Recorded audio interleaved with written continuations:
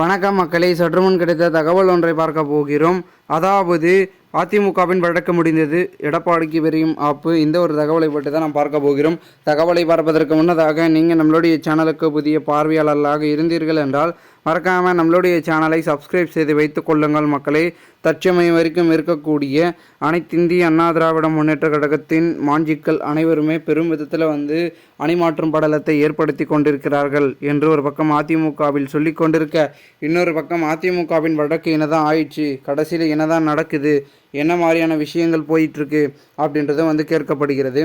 மேலும் இதன் தொடர்ச்சியாக அனைத்திந்திய அண்ணா திராவிட முன்னேற்ற கழகத்தின் ஒரு முக்கிய அங்கமாக பார்க்கக்கூடிய பெரும் விதத்தில் அதிமுகவின் மேல்முறையீடு வழக்கு ஒன்று இருக்கிறது. ஓபிஎஸ் தொடுத்திருந்த வழக்கு. அந்த ஒரு வழக்கில் திருப்பம் என்பது எப்பொழுது வரும், தீர்ப்பு எப்பொழுது, மீண்டும் விசாரணை எப்பொழுது, அப்படி இப்படி என்று பல கேள்விகள் கேட்கப்படுகிறது. தற்பொழுது தேர்தல் முடிவுகள் இன்னும் வெளியாகாத நிலைமையில் தற்பொழுது அது வெளியாகி அடுத்த ஒரு 2-3 நாட்களுக்கு பிறகு அந்த ஒரு விசாரணை என்பது நடைபெறும் என்று கூறப்படுகிறது. தேதி குறிப்பிடாமல் ஒத்திவைக்கப்பட்டிருக்கிறதன் காரணமாக தற்பொழுது தேர்தல் முடிவு 4ஆம் தேதி, ஜூன் 4ஆம் தேதிக்கு பிறகு எப்பொழுது வேண்டுமானாலும் விசாரணைக்கு எடுத்துக்கொள்ளப்படும் என்றும் கூறப்பட்டுள்ளதாகவும் குறிப்பிடத்தக்கதாக பார்க்கப்படுகிறது.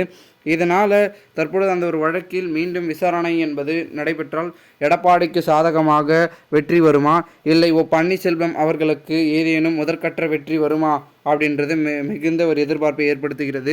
ஸோ நான் வழக்கு முடிந்தாலும் முடியலனாலும் எடப்பாடிக்கு ஆப்பு தான் அப்படின்ற மாதிரி உறுதியாக இருக்குது. ஏன்னா ஒரு பக்கம் அணியில் செங்கோட்டையன், ஒரு பக்கமும் வேலுமணி, ஒரு பக்கம் பார்த்திங்கன்னா அவர்களுடைய முக்கியத்துவத்தை எடுத்து வைத்து அவர்கள் ஒரு அணியாக பிரிக்க முயற்சிகள் எடுத்து கொண்டிருந்தாலும் கூட, இன்னொரு பக்கம் தேர்தல் முடிவு மிகவும் பார்த்திங்கன்னா மோசமாக வந்தால் அதிமுகவில் சசிகலா, டிடிவி தினகரன், ஓபிஎஸ் இவர்கள் வருவார்கள் என்று கூறிக்கொண்டிருக்கிறார்கள்.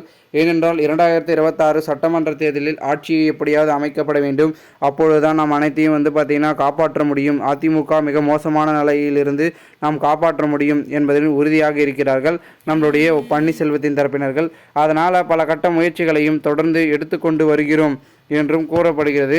இந்த ஒரு சமயத்தில் பெருமிதத்தில் செயல்பட்டு கொண்டிருந்தாலும் கூட அனைத்திந்திய அண்ணா திராவிட முன்னேற்ற கழகத்தின் தலைமையை தற்பொழுது பெரும்வாரியாக நாம் பார்க்க போகிறோம் அப்படின்றும் பார்த்திங்கன்னா சொல்லப்படுகிறது. இது மட்டும் இல்லாமல் மேலும் பலவிதமான முயற்சிகளை தொடர்ந்து எடுத்துக்கொண்டிருக்கும் நம்மளுடைய அதிமுகவின் மாஞ்சிக்கள் இந்த ஒரு வழக்கின் மூலமாக திருப்பங்கள் ஏற்படும் நடைபெற்று உள்ளே வரப்போகிறார்களா நம்மளுடைய ஓபிஎஸ் தரப்பினர்கள், இல்லை என்றால் தேர்தல் முடிவுக்கு பிறகு வரப்போகிறார்களா அப்படின்றது தெரியல. இது எப்படியோ தற்பொழுது அவர்கள் உள்ளே வருவது என்பது உறுதியாகிவிட்டது அப்படின்றதான் பார்த்திங்கன்னா அரசியல் வட்டாரங்களில் தொடர்ந்த பேச்சுக்கள் என்பது பேசப்பட்டு கொண்டிருக்கிறதை நாம் காண்பித்து வருகிறோம். பொறுத்திருந்து பார்க்கலாம் என்ன நடக்கிறது, என்ன மாதிரியான விஷயங்கள் என்பதனை நாம் பொறுத்திருந்து பார்க்கலாம். மேலும் இது போன்று நீங்கள் அரசியல் சார்ந்த நிகழ்வுகளாம் தினசரி நீங்கள் தெரிந்து கொள்ள நம்மளுடைய சேனலை சப்ஸ்கிரைப் செய்து வைத்துக் கொள்ளுங்கள் மக்களே. நன்றி.